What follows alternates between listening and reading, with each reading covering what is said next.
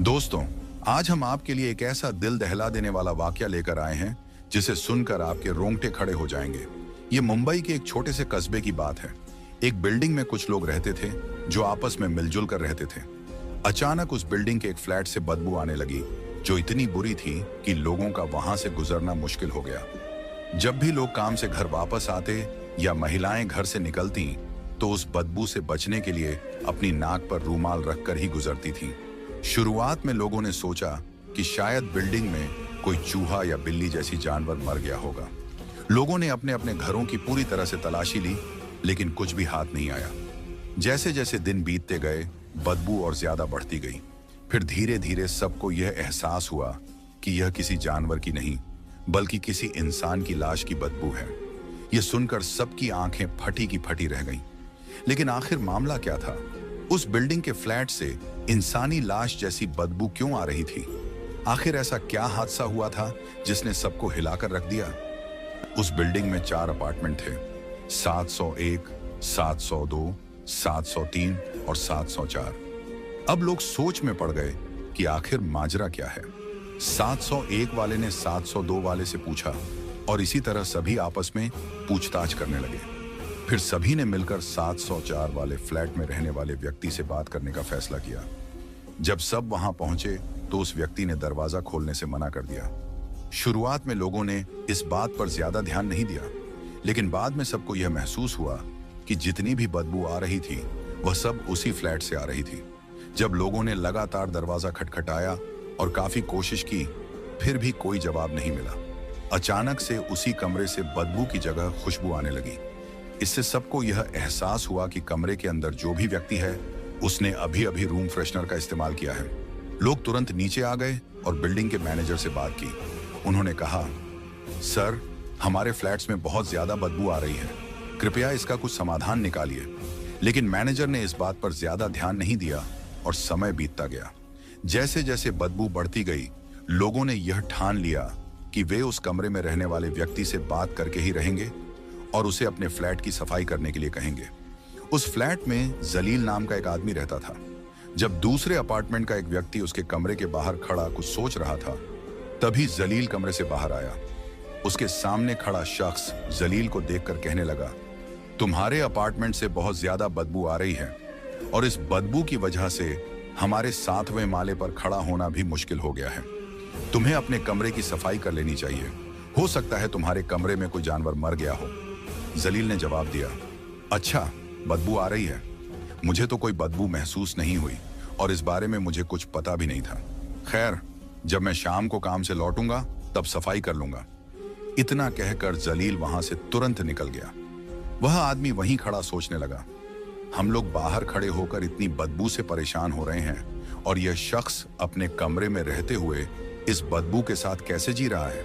वह आदमी जल्द ही बिल्डिंग के बाकी लोगों के पास गया और उन्हें बताया कि जलील की हरकतें उसे ठीक नहीं लग रही थीं। सब लोग मिलकर बिल्डिंग के मैनेजर के पास गए और इस मामले पर चर्चा की।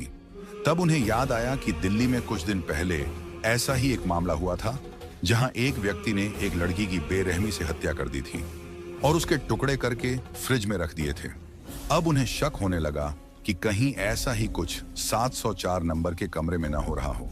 704 में रहने वाला जलील और उसकी पत्नी बाकी लोगों से अलग थलग रहते थे।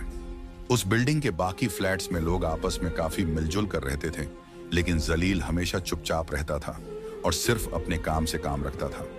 उसकी पत्नी भी किसी से ज्यादा घुलती मिलती नहीं थी, बस चुपचाप रहती थी। लोगों ने सोचा कि शायद उनके कमरे में कोई बड़ी समस्या चल रही हो। जब कोई समाधान नहीं मिला तो सबने मिलकर पुलिस को कॉल कर दिया। पुलिस आई और बिल्डिंग के मैनेजर ने उन्हें 704 नंबर के फ्लैट के बाहर ले जाकर बदबू के बारे में बताया। पुलिस वालों ने बदबू को महसूस करते ही अंदाजा लगा लिया कि कुछ तो गड़बड़ है, क्योंकि ऐसे मामले उन्होंने पहले भी देखे थे। पुलिस ने वहां खड़े लोगों की मदद से दरवाजा तोड़ दिया। जैसे ही दरवाजा टूटा, अंदर से इतनी तेज बदबू आई कि सबके रोंगटे खड़े हो गए और लोग कक्ष से पीछे की ओर भागने लगे। बदबू इतनी ज्यादा थी कि सहन करना मुश्किल हो गया। पुलिस ने मास्क लगाकर फिर से कोशिश की और कमरे के अंदर घुसी। कमरे में घुसते ही पुलिस ने देखा कि जमीन पर लकड़ी काटने वाली आरी पड़ी हुई थी। यह देखकर पुलिस को शक हुआ। सबसे पहले पुलिस वाले बेडरूम में गए, फिर बाथरूम की जांच की, लेकिन वहां कुछ नहीं मिला। इसके बाद उन्होंने फ्रिज की ओर देखा, क्योंकि उन्हें शक था कि दिल्ली वाली घटना यहां भी दोहराई गई होगी, लेकिन फ्रिज में कुछ नहीं मिला। फिर पुलिस वाले किचन में पहुंचे। किचन में जो उन्होंने देखा, उससे उन्हें सारी स्थिति समझ में आ गई। किचन में 2 बाल्टियां और एक टब रखा हुआ था, जिनमें खून भरा हुआ था। खून के साथ उन बाल्टियों में छोटे छोटे मांस के टुकड़े भी थे, लेकिन अभी भी यह साफ नहीं हो पाया था कि यह मांस के टुकड़े किसी जानवर के हैं या इंसान के। उनमें से कई लोग यह सोच रहे थे कि यहां जरूर कुछ गलत हो रहा है। कुछ ने तो यह भी अंदाजा लगाया कि शायद ये लोग कसाई हैं और यह जो सारे टुकड़े हैं ये किसी जानवर के हैं। लेकिन थोड़ी देर बाद उनकी यह सोच बदल गई, जब उन्होंने एक बाल्टी में एक मानव टांग देखी। उसके अलावा वहां और भी छोटे छोटे मांस के टुकड़े थे। पुलिस ने और गहराई से जांच की और पाया कि रसोई में एक प्रेशर कुकर भी है जो ढका हुआ था। जैसे ही पुलिस ने प्रेशर कुकर खोला, उनके सामने एक और चौंकाने वाला दृश्य आया। प्रेशर कुकर के अंदर भी मांस के कई टुकड़े भरे हुए थे। चूल्हे पर एक तवा भी रखा था, जिसे जब ध्यान से देखा गया तो पता चला कि उसी तवे पर मांस को भूने का निशान था। पुलिस के मन में सवाल उठ रहे थे कि आखिर वह इंसान कौन था जिसे इस तरह से मार दिया गया। इसी बीच पुलिस को एक कटी हुई चूड़ी मिली जो किसी महिला की थी। अब उन्हें समझ में आ गया था कि यह सभी टुकड़े एक औरत के हैं। अब तक उनके पास एक सुराग था, लेकिन उन्हें पता करना था कि यह महिला कौन थी। पुलिस ने पास के लोगों से पूछताछ की। लोगों ने बताया कि यहाँ एक जोड़ा रहता है, जलाल और उसकी पत्नी मबीना। जलाल को सुबह देखा गया था, लेकिन मबीना को 2-3 दिन से कोई नहीं देख पाया था। अब पुलिस को शक था कि शायद यह मबीना ही है, लेकिन सच क्या था यह जलाल ही बता सकता था। पुलिस ने तय किया कि उन्हें जलाल को पकड़ना होगा, लेकिन एक समस्या थी। अगर उन्होंने उसे अचानक पकड़ लिया तो वह भाग सकता था और फिर उसे ढूंढना मुश्किल हो जाता। इसीलिए पुलिस ने योजना बनाई कि वे 2 पुलिस कर्मियों को सिविल कपड़ों में बिल्डिंग के अंदर छोड़ देंगे, जबकि बाकी लोग बाहर उसके आने का इंतजार करेंगे। इससे जलाल को भागने का मौका नहीं मिलेगा। अब पुलिस जलाल का इंतजार कर रही थी। जैसे ही शाम हुई, जलाल काम से वापस आया। पुलिस ने उसे चारों ओर से घेर लिया।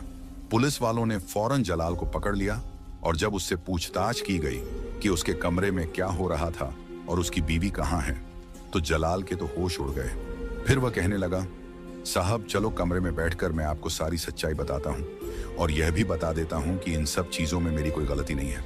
पुलिस वालों ने कहा, गलती किसकी है ये तो हम पता कर ही लेंगे, लेकिन तुमने जो कुछ किया उसके बारे में खुलकर बताओ। जलाल ने जल्दी से सिगरेट का कश लिया और फिर अपनी बात शुरू की। उसने बताया, मैं एक छोटे से घर में अपने माँ बाप के साथ रहता था और मेहनत मजदूरी करता था। जब मैं जवान हुआ तो मेरे माँ बाप दुनिया से चल बसे। अब मैं बिल्कुल बेसहारा हो गया था। बेरोजगार तो मैं पहले ही था, कभी काम मिलता कभी नहीं, लेकिन फिर मैं एक पक्की जगह पर नौकरी करने लगा। वह एक परचून की दुकान थी। मैं दुकान अच्छे से चला रहा था। आसपास के लोग वहां से सामान खरीदते थे और मेरी भी बहुत इज्जत करते थे। मेरी काफी जान पहचान हो गई थी। लेकिन एक दिन कुछ ऐसा हुआ कि उस दुकान पर एक औरत आई जो सामान खरीद कर चली गई। वह अक्सर मेरी दुकान पर आने लगी और मुझे वह अच्छी लगने लगी। कुछ दिन तो बड़े अच्छे गुजरे, लेकिन अचानक एक हादसा हुआ। एक कार की टक्कर से मेरा एक्सीडेंट हो गया और मेरा काफी खून बह गया। मुझे खून चढ़ाया गया ताकि मेरी जान बच सके। अल्हम्दुलिल्लाह मैं ठीक हो गया, लेकिन कुछ महीनों बाद फिर से बीमार पड़ गया। जब मैंने अस्पताल जाकर अपने टेस्ट कराए तो मुझे पता चला कि मुझे कैंसर हो गया है। मैंने और टेस्ट करवाए और अंदाजा हुआ कि जिस खून से मेरी जान बचाई गई थी उसी की वजह से मुझे यह बीमारी हुई। मैंने इलाज करवाना शुरू किया और फिर से अपने काम पर लौट आया। उसी दुकान पर फिर से मेरी मुलाकात उसी लड़की से हुई जिसका नाम मबीना था। अब हम दोनों एक दूसरे के और भी करीब आ गए थे, क्योंकि अब दोस्ती प्यार और प्यार के बाद शादी में बदलने वाली थी। और फिर वह दिन आ गया जब हमने शादी कर ली। हम दोनों एक अच्छी जिंदगी बिता रहे थे, लेकिन अब खर्चे काफी बढ़ चुके थे। पहले तो मैं अकेला था, अब बीवी आ चुकी थी। मैंने अपना छोटा सा मकान किराए पर दे रखा था, जहां से मुझे 35,000 महीना किराया मिल रहा था। खुद मैं एक फ्लैट में कम किराए पर रहने लग गया, जहां मेरा खर्चा सिर्फ 10,000 आता था। इस तरह मेरे पास 25,000 रुपए सीधा बचने लग गए। दूसरी तरफ मैं परचून की दुकान पर नौकरी भी कर रहा था, जिससे हमारा गुजारा अच्छी तरह चल रहा था। मेरी बीवी शादी से पहले अपने चाचा के साथ रहती थी, क्योंकि उसके माता पिता के बीच लड़ाई झगड़े चल रहे थे। उसकी माँ अपने 5 बेटियों को लेकर अलग घर में अपने चाचा के साथ रहने लग गई थी, क्योंकि चाचा बहुत अच्छे इंसान थे। फिर एक दिन ऐसा आया जब उसके चाचा की मौत हो गई। इस दुख को वह सहन ही कर रही थी कि कुछ महीनों बाद उसकी माँ भी चल बसी। अब ये 5 बहनें मिलकर मेहनत मजदूरी करके अपना गुजारा करने लगी। इसी दौरान मेरी मुलाकात मबीर से परचून की दुकान पर हुई थी और आज हम दोनों पति पत्नी बनकर रह रहे थे। हमारा कारोबार अच्छा चल रहा था और हम ठीक ठाक जीवन जी रहे थे। लेकिन अचानक एक दिन परचून की दुकान किसी वजह से बंद हो गई और मेरी नौकरी हाथ से चली गई। अब हमारा गुजारा मुश्किल हो रहा था, क्योंकि नौकरी छूटने के बाद घर में पैसों की तंगी आ गई थी और लड़ाई झगड़े शुरू हो गए थे। मबीर मुझसे हर वक्त पैसों की मांग करती। हर समय उसकी जुबान पर पैसों की बातें रहती, जैसे कि मैं कहाँ से खाऊं, कहाँ से पहनूं। वह मुझसे कहती कि मैं कहीं और जाकर काम ढूंढ लूं।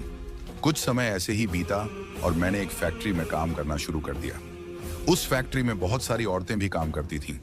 मेरी बीवी को शक की बीमारी ने घेर लिया।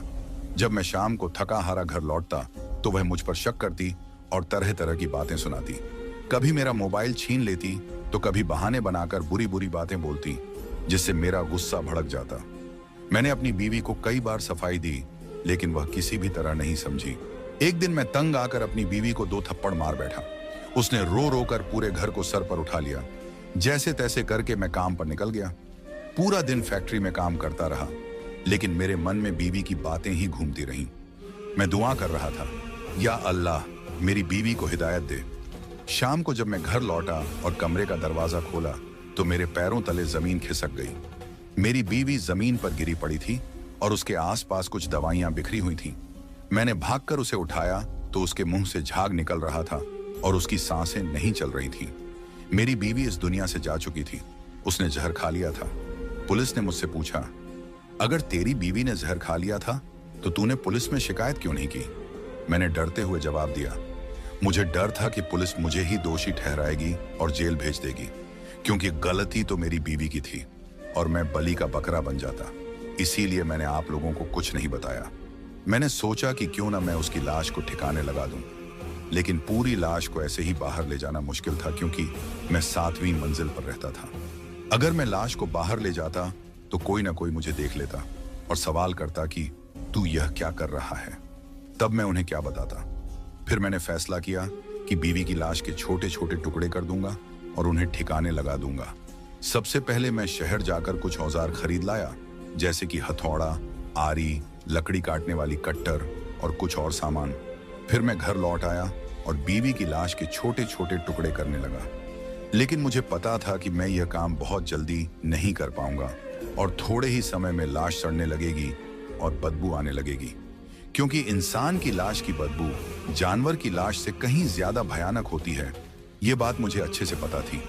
तब मैंने सोचा कि इस बदबू को खत्म करने का एक ही तरीका है। मैंने एक प्रेशर कुकर लिया और बीवी की लाश के कुछ टुकड़े उसमें डालकर उबालने लगा। उबालने के बाद मैं उन्हें तवे पर फ्राई कर लेता था।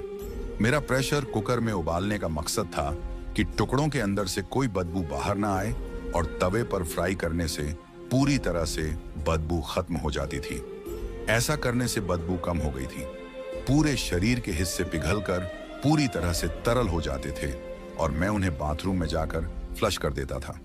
जो मांस के टुकड़े बच जाते उन्हें मैं एक प्लास्टिक बैग में डालता और जब काम पर जाता तो उन्हें अपने साथ ले जाता।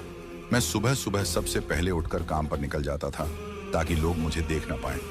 मैं उस समय निकलता जब आसपास के लोग सो रहे होते थे। फिर मैं इन छोटे छोटे टुकड़ों को बाहर फेंक देता जहां कुत्ते होते थे और वे इन टुकड़ों को खा लेते थे। इस सोसाइटी में रहने वाले सभी लोग इस बात से हैरान थे कि ये कुत्ते हर रोज हमारे ही इंतजार में क्यों रहते हैं कि कोई इन्हें खाने को कुछ देगा। जब लोग कुत्तों को रोटियां डालते तो कुत्ते उन्हें सूंघते तक नहीं थे। लोग परेशान थे कि आखिर माजरा क्या है। असल में मैं अपनी बीवी के छोटे छोटे टुकड़े कर उन्हें उबाल कर और तवे पर फ्राई करके कुत्तों को खिला देता था। जब कुत्तों का पेट गोश्त से भर जाता तो उन्हें और कुछ क्यों चाहिए होता। पुलिस वाले जलील की बातें सुन सुनकर दंग थे। उन्हें उसकी बातों पर जरा भी यकीन नहीं हो रहा था। वे सोच रहे थे कि यही अपनी बीवी का कातिल है। उनके समझ में नहीं आ रहा था कि कोई इंसान इतना निर्दयी कैसे हो सकता है। पुलिस को पूरा यकीन था कि जलील ने ही अपनी बीवी को मारा है और अब खुद को बचाने के लिए झूठी कहानियां बना रहा है। पुलिस ने सोचा कि अब इस लाश का पोस्टमार्टम कराया जाए, लेकिन पोस्टमार्टम किसका किया जाए? जलील ने तो पहले ही अपनी बीवी के शरीर के बाकी हिस्सों को कुत्तों को खिला दिया था। सिर्फ एक टांग ही बची थी। पुलिस ने अब घर की पूरी तलाशी शुरू कर दी ताकि कोई और हिस्सा मिल सके जिससे पोस्टमार्टम करवाया जा सके। पुलिस जलील से लगातार पूछताछ कर रही थी और उसकी काफी पिटाई भी हो चुकी थी, लेकिन जलील अब भी अपनी गलती मानने के लिए तैयार नहीं था।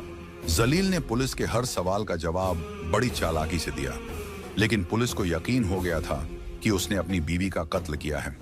पूरे मोहल्ले में यह खबर आग की तरह फैल गई थी कि जलील ने अपनी बीवी के साथ कुछ ऐसा किया है जिसकी कल्पना कोई नहीं कर सकता था। ठीक उसी समय पुलिस को एक गवाह मिला जो जलील की बीवी के बारे में जानता था। यह गवाह जलील के पड़ोस में रहने वाली एक औरत नाजिया थी। नाजिया ने पुलिस को बताया, जलील अक्सर अपनी बीवी को पीटता था।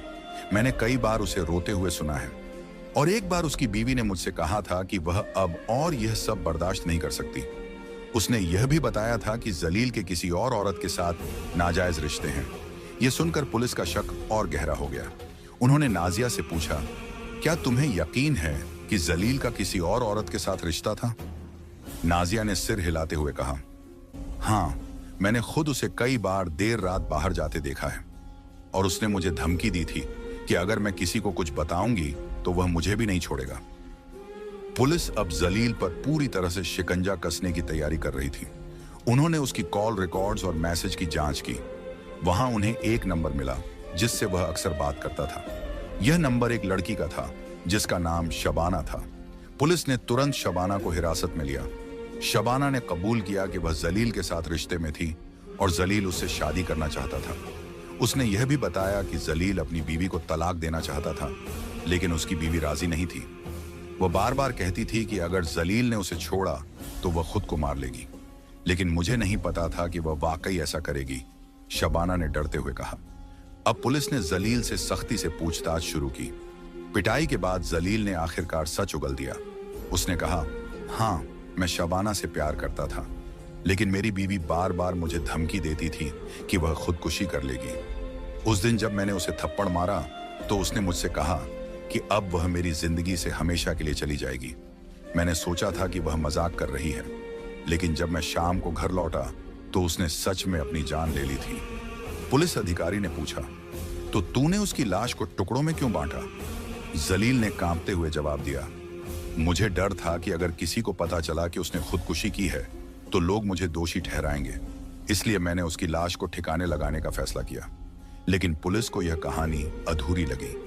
उन्होंने जांच आगे बढ़ाई और जलील के घर की दीवारों और फर्श से खून के धब्बे इकट्ठा की। यह खून एक तेज धार वाले हथियार से कटने का सबूत दे रहा था।